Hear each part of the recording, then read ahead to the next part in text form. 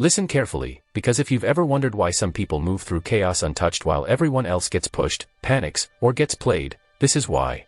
Manipulation isn't a trick reserved for movie villains or intelligence agencies in dark buildings. It's a survival behavior. In every collapse, every blackout, every social breakdown, the people who control emotion control direction. And the most dangerous manipulators don't look aggressive. They look calm, helpful, reasonable. That's the first truth no one tells you. Manipulation works best when you don't feel manipulated at all. Here's the uncomfortable part. Your brain isn't designed for modern pressure. It evolved to conserve energy, avoid conflict, and follow perceived authority during uncertainty. In survival psychology, this is called cognitive offloading. When stress rises, your mind looks for shortcuts. Elite manipulators understand this better than most therapists. They don't fight your logic, they bypass it. They flood your nervous system just enough to exhaust you, then offer relief. When someone calmly repeats a statement while you're emotionally elevated, your brain's threat circuitry lowers resistance and stores it as truth. This is why the quiet voice often wins over the loud one. In collapse scenarios, the loud attract attention, the quiet gather followers. This principle appears repeatedly in military interrogation manuals and crisis negotiation studies, where emotional regulation consistently outperforms force. Another rule operates beneath your awareness: humans mirror stability. In uncertain environments, the nervous system scans for signals of safety. The person who slows their breathing, maintains eye contact, and speaks with measured certainty becomes a psychological anchor. This isn't charisma, it's biology. Your mirror neurons automatically copy emotional states. Elite manipulators don't convince you, they let your body convince itself.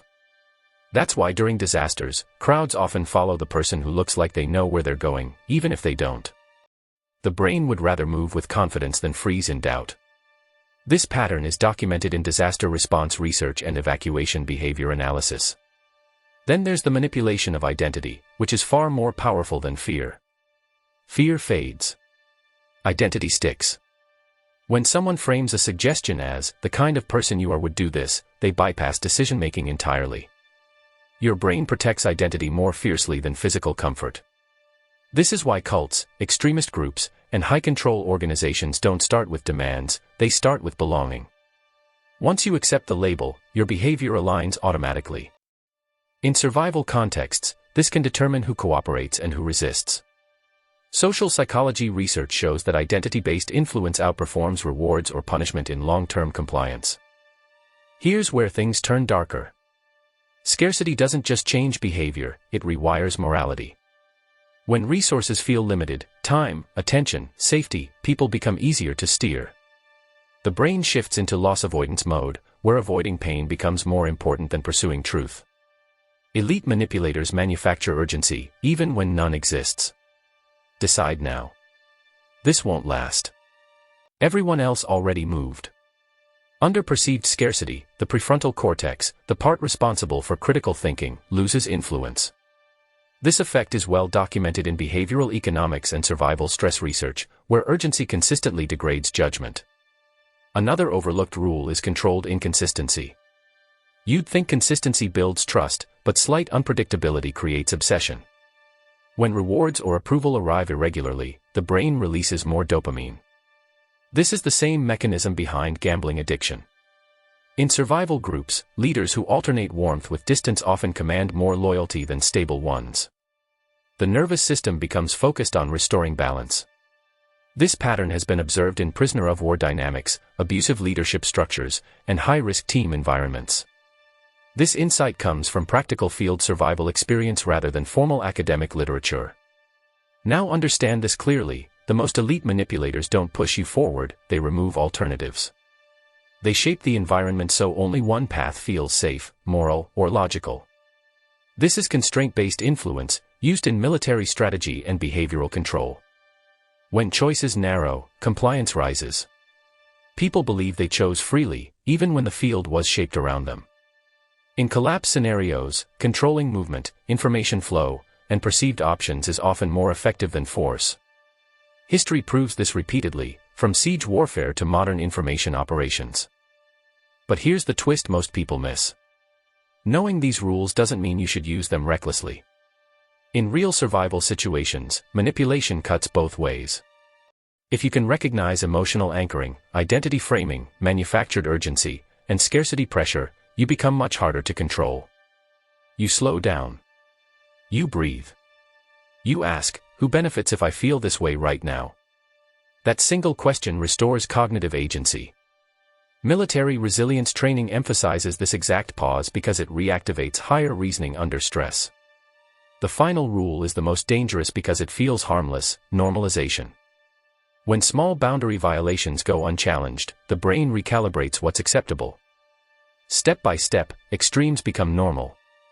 This is how populations adapt to collapse without realizing how far they've fallen.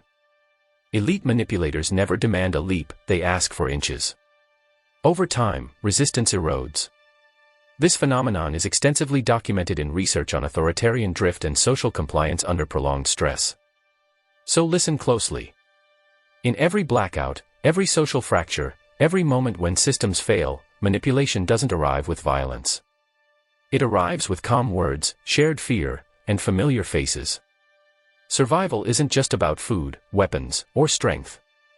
It's about nervous system control, yours first, then the environment around you. If you can stay regulated while others spiral, you become untouchable. And if you can recognize these rules while others feel them unconsciously, you don't just survive collapse, you navigate it awake. If this made you uncomfortable, good. That means you're paying attention. Now let's take this one layer deeper, because knowing the rules intellectually isn't the same as surviving them when your body is under pressure. When stress hormones spike, cortisol, adrenaline, your brain doesn't want truth. It wants certainty. This is where elite manipulation becomes nearly invisible. Whoever provides a clear narrative during confusion becomes the mental shelter, not because they're right, but because they reduce uncertainty. Neuroscience shows that ambiguity activates the same brain regions as physical pain. So when someone says, "Here's what's happening, and here's what we do next," your nervous system relaxes, even if the information is incomplete or false. In collapses, people don't follow accuracy. They follow relief. This is why information control matters more than information volume. Dumping facts overwhelms the brain. Elite manipulators simplify. They compress complexity into stories with heroes, threats, and solutions. Stories are compressed reality, and under stress, the brain prefers compression. This comes straight from military psychological operations doctrine: simplify the environment, repeat the narrative, attach emotion. The more emotionally charged the story, the less verification the brain demands. That's why rumors outperform reports, and why during blackouts, the fastest spreading message isn't the most accurate, but the most emotionally efficient.